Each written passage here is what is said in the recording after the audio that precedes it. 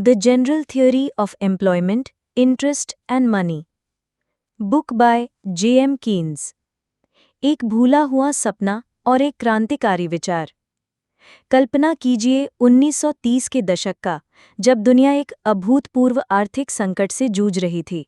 कारखाने बंद हो रहे थे, खेत सूखे पड़े थे और लाखों लोग बेरोजगार सड़कों पर घूम रहे थे. हर तरफ निराशा और अनिश्चितता का माहौल था.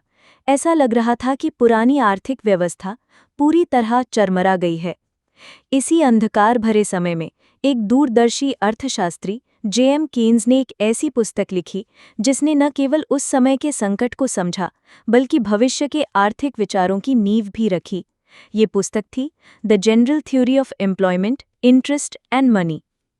ये सिर्फ एक अर्थशास्त्र की किताब नहीं थी, ये एक विचार क्रांति थी जिसने पारंपरिक सोच को चुनौती दी और दुनिया को आर्थिक मंदी से बाहर निकलने का रास्ता दिखाया. कीन्स ने हमें सिखाया कि आर्थिक संकट सिर्फ एक अस्थायी झटका नहीं होता, बल्कि ये व्यवस्था में कुछ गहरी कमियों का परिणाम हो सकता है. चैप्टर 1. पुराने विचार, नई समस्या. कीन्स ने अपनी यात्रा की शुरुआत उस समय के प्रचलित आर्थिक विचारों, जिन्हें क्लासिकल इकोनॉमिक्स कहा जाता था, पर सवाल उठाकर की. क्लासिकल अर्थशास्त्री मानते थे कि बाजार हमेशा अपने आप को ठीक कर लेता है. वे कहते थे कि अगर बेरोजगारी है तो मजदूरी कम होगी, जिससे रोजगार बढ़ेगा और अर्थव्यवस्था हमेशा फुल एम्प्लॉयमेंट की ओर बढ़ेगी. उनके लिए मंदी सिर्फ एक अस्थायी असंतुलन था. लेकिन कीन्स ने देखा कि ये सिद्धांत काम नहीं कर रहा था. मजदूरी कम होने के बावजूद लाखों लोग अभी भी बेरोजगार थे. बाजार खुद को ठीक क्यों नहीं कर पा रहा था? कीन्स ने महसूस किया कि कुछ तो गलत था इस पुरानी सोच में. उन्होंने तर्क दिया कि क्लासिकल अर्थशास्त्री एक विशेष स्थिति यानी पूर्ण रोजगार को एक सामान्य स्थिति मान रहे थे. उनकी जनरल थियरी का मतलब था कि वे रोजगार के किसी भी स्तर को समझाने की कोशिश कर रहे थे, न कि केवल पूर्ण रोजगार को. चैप्टर 2. प्रभावी मांग का रहस्य. क्यों सब कुछ बिक नहीं जाता? कीन्स के सिद्धांत का दिल इफेक्टिव डिमांड का विचार है. आसान शब्दों में कहें तो ये कुल मांग है जो अर्थव्यवस्था में वस्तुओं और सेवाओं के लिए मौजूद है. क्लासिकल अर्थशास्त्री मानते थे कि supply creates its own demand, यानी जो कुछ भी उत्पादन होता है वो बिक जाता है. लेकिन कीन्स ने असहमति जताई. उन्होंने दिखाया कि लोग हमेशा अपनी पूरी आय खर्च नहीं करते, वे बचत भी करते हैं. और यदि कुल मांग उत्पादन की कुल मात्रा से कम है तो कंपनियां कम उत्पादन करेंगी, जिससे बेरोजगारी बढ़ेगी. कल्पना कीजिए एक गांव की जहां सब लोग कुछ न कुछ बनाते हैं. कोई रोटी बनाता है, कोई कपड़े बुनता है, कोई जूते बनाता है. अगर गांव के लोग अपनी पूरी कमाई से चीजें खरीदते हैं तो सब कुछ बिक जाएगा. लेकिन अगर वे अपनी कमाई का एक बड़ा हिस्सा अपने पास रखते हैं और खर्च नहीं करते तो रोटियां बासी होंगी, कपड़े धूल खाएंगे और जूते पुराने हो जाएंगे. गांव में उत्पादन कम हो जाएगा और लोग बेरोजगार हो जाएंगे.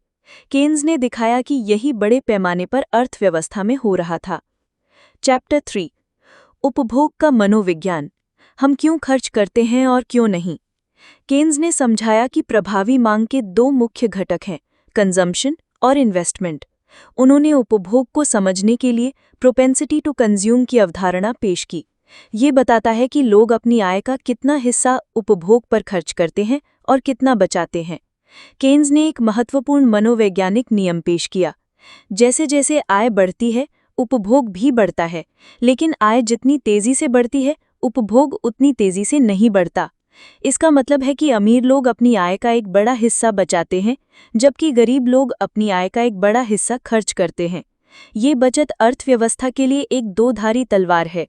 बचत अच्छी है, लेकिन अगर ये निवेश में नहीं बदलती तो ये मांग को कम कर सकती है. चैप्टर 4. निवेश का अनिश्चित नृत्य. कल की उम्मीद पर आज का फैसला. अगर उपभोग मांग का एक स्थिर हिस्सा है तो निवेश एक बहुत ही अस्थिर और अप्रत्याशित हिस्सा है. निवेश का मतलब है कि कंपनियां नई मशीनें, कारखाने या इमारतें खरीदती हैं, जिससे भविष्य में उत्पादन बढ़ता है. कीन्स ने समझाया कि निवेश दो चीज़ों पर निर्भर करता है. पहला, marginal efficiency of capital, MEC. ये निवेशकों की भविष्य की कमाई की अपेक्षा है.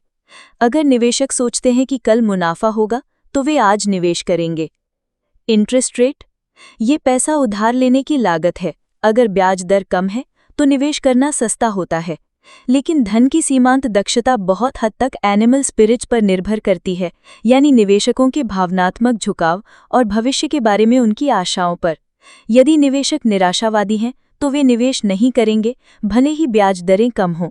ये निवेशकों के आत्मविश्वास का एक अस्थिर खेल था।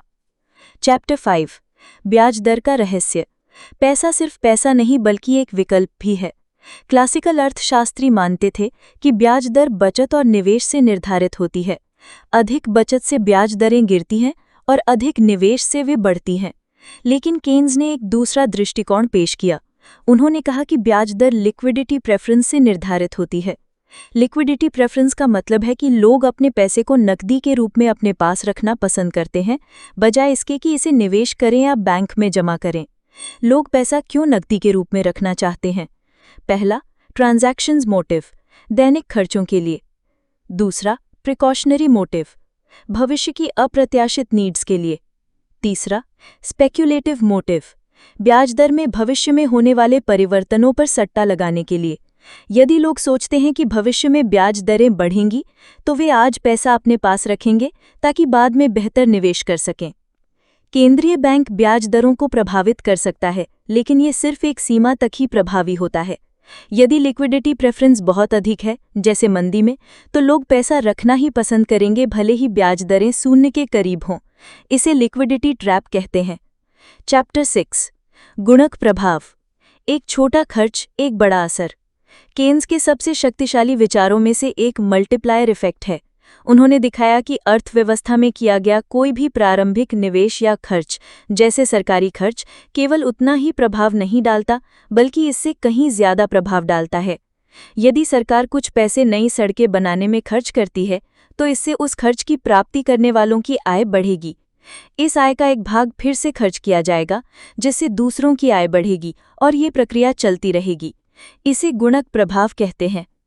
इस गुणक प्रभाव के कारण केन्स ने तर्क दिया कि सरकार को मंदी के समय में खर्चा बढ़ाना चाहिए, ताकि प्रभावी मांग को बढ़ाया जा सके और रोजगार को पुनर्मित किया जा सके। केन्स ने दिखाया कि बचत और निवेश में संतुलन महत्वपूर्ण है। केन्स के अनुसार यदि बचत निवेश से अधिक है तो मांग कम होगी और बेरोजगारी बढ़ेगी। यदि निवेश बचत से अधिक है तो मांग बढ़ेगी और मूल्यस्फीति आएगी। केन्स ने दिखाया कि प्रारंभिक मांग के मल्टीप्लायर इफेक्ट के कारण इनमें संतुलन शायद कभी नहीं होता। उदाहरण के लिए, यदि सरकार 100 करोड़ रुपए का निवेश सड़क बनाने में करती है, तो ये 100 करोड़ रुपए सड़क बनाने वाले मजदूरों को आय के रूप में मिलते हैं। ये मजदूर अपनी आय का कुछ हिस्सा खर्च करते हैं, मान लीजिए 80 करोड़ रुपए, जिससे दुकानदारों और अन्य सेवा प्रदाताओं को आय मिलती है। वे भी अपनी आय का कुछ हिस्सा खर्च करते हैं और यह प्रक्रिया जारी रहती है। इस प्रकार प्रारंभिक 100 करोड़ रुपए का खर्च अर्थव्यवस्था में 100 करोड़ रुपए से अधिक की कुल आय और मांग उत्पन्न करता है। यह गुणक प्रभावी था, जिसने कीन्स को यह सुझाव देने के लिए प्रेरित किया कि सरकारें आर्थिक मंदी के दौरान खर्च बढ़ा सकती हैं, जिससे कुल मांग बढ़ेगी और अर्थव्यवस्था को गति मिलेगी। चैप्टर 7 रोजगार का निर्धारण, मांग की कमी से बेरोजगारी। अब जब हमने इन सभी घटकों को समझ लिया है, तो हम कीन्स के मुख्य निष्कर्ष पर आते हैं। रोजगार का स्तर प्रभावी मांग द्वारा निर्धारित होता है। यदि कुल मांग अपर्याप्त है तो अर्थव्यवस्था में बेरोजगारी होगी। यह बेरोजगारी इनवॉलंटरी अनएम्प्लॉयमेंट है, जिसका अर्थ है कि लोग काम करना चाहते हैं लेकिन उन्हें काम नहीं मिल रहा है क्योंकि वस्तुओं और सेवाओं की पर्याप्त मांग नहीं है। क्लासिकल अर्थशास्त्रियों के विपरीत, कीन्स ने कहा कि मजदूरी कम करने से हमेशा बेरोजगारी दूर नहीं होती। यदि मजदूरी कम होती है तो लोगों की खरीदने की शक्ति कम हो जाती है, जिससे कुल मांग और भी कम हो जाती है। यह एक दुष्चक्र बन सकता है। चैप्टर 8 सरकारी हस्तक्षेप की आवश्यकता, बाजार हमेशा जादू नहीं करता। कीन्स का सबसे क्रांतिकारी विचार यह था कि बाजार हमेशा अपने आप को ठीक नहीं कर सकता। कभी कभी, खासकर मंदी के दौरान, सरकार को हस्तक्षेप करना पड़ता है। उन्होंने सक्रिय राजकोषीय नीति और मॉनेटरी पॉलिसी की वकालत की। फिस्कल पॉलिसी, सरकार द्वारा अपने खर्च और कराधान को समायोजित करना। मंदी के दौरान कीन्स ने सरकार को सार्वजनिक खर्च बढ़ाने, जैसे बुनियादी ढांचा परियोजनाओं पर खर्च करने और करों को कम करने की सलाह दी ताकि मांग बढ़े। मॉनेटरी पॉलिसी, केंद्रीय बैंक द्वारा ब्याज दरों और धन की आपूर्ति को नियंत्रित करना। कीन्स ने ब्याज दरों को कम करने का सुझाव दिया ताकि निवेश को प्रोत्साहित किया जा सके। कीन्स ने माना कि ये उपाय अस्थायी होने चाहिए, जिनका उपयोग अर्थव्यवस्था को पूर्ण रोजगार की ओर ले जाने के लिए किया जाना चाहिए। उनका लक्ष्य एक स्थिर अर्थव्यवस्था बनाना था, जहां पूंजीवाद की ताकतें सामाजिक कल्याण के साथ संतुलित हों।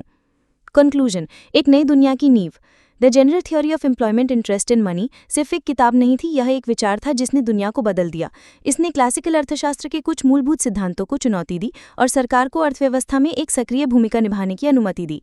कीन्स के विचारों ने कीन्जियन क्रांति को जन्म दिया, जिसने 20वीं शताब्दी की अधिकांश आर्थिक नीतियों को प्रभावित किया, खासकर महामंदी के बाद और द्वितीय विश्व युद्ध के बाद के दशकों में। कीन्स ने हमें सिखाया कि पूंजीवादी अर्थव्यवस्थाएं हमेशा स्थिर नहीं होती और वे मंदी के दुष्चक्र में फंस सकती हैं। उन्होंने यह भी दिखाया कि सरकार के पास ऐसे उपकरण होते हैं जिनसे वह इस तरह की मंदी को कम कर सकती है और रोजगार को बढ़ावा दे सकती है। उनकी पुस्तक ने इस बात पर जोर दिया कि अर्थशास्त्र केवल एकेडमिक अभ्यास नहीं है, बल्कि समाज के सामने आने वाली वास्तविक समस्याओं को हल करने का एक महत्वपूर्ण साधन है। आज भी कीन्स के विचार प्रासंगिक हैं। जब भी दुनिया को आर्थिक संकट का सामना करना पड़ता है, कीन्स के सिद्धांत फिर से चर्चा में आ जाते हैं। उनकी जनरल थ्योरी ने हमें केवल एक अर्थव्यवस्था को समझने का तरीका नहीं सिखाया, बल्कि हमें यह भी सिखाया कि कैसे एक अधिक न्यायपूर्ण और स्थिर समाज का निर्माण किया जा सकता है। यह एक भूला हुआ सपना नहीं, बल्कि एक जीवित विचार है जो आज भी हमारे आर्थिक निर्णयों को प्रभावित करता है। कीन्स ने दिखाया कि अर्थशास्त्र का असली लक्ष्य लोगों की भलाई है और कभी-कभी बाजार की अदृश्य शक्ति को एक सहायक हाथ की आवश्यकता होती है।